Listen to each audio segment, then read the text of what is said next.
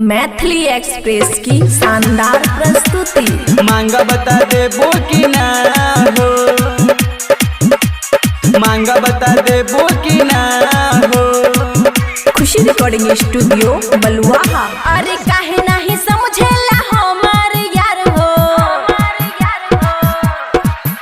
अरे काहे नहीं समझेला हमार यार हो। मिले खातिर दिल बाटे बेचैन, कब मिले तू अइबा बता दा न हो, बता दा न हो, बता दा न हो, बता दा न हो। हर राती में मिले आई बतो हंस, मांगा बता देबो कि ना हो। राती में मिले आई बतो हंस, मांगा बता देबो कि ना हो। बुनिया झाड़ देबो DJ good Madhubani, DJ good Madhubani, मांगा बता देबो कि ना हो।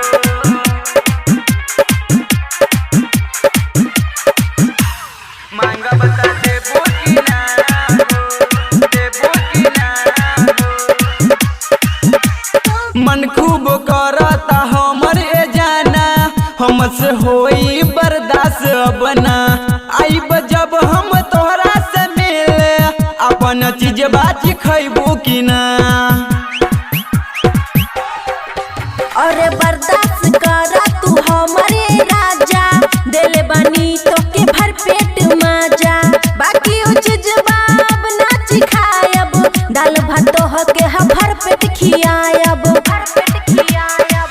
जब तू आबेला करेला हुरदंग, बिना कैले बता दहो, बता दहो, बता दहो, बता दहो। हर राती में मिले आई बतो हंस, मांगा बता देबो कि ना हो।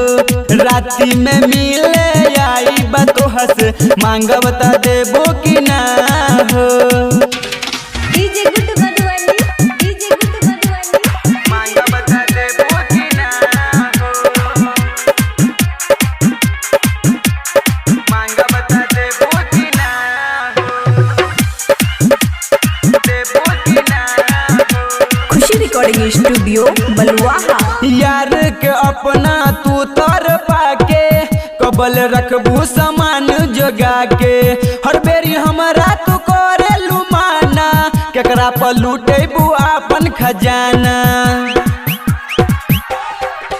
अरे जब जब मंगला तब तब देनी, अपन सामान सब तोह पे लुटैनी। बाकी तू हमारा से करला शादी, तो के मिली सब कुछ आजादी।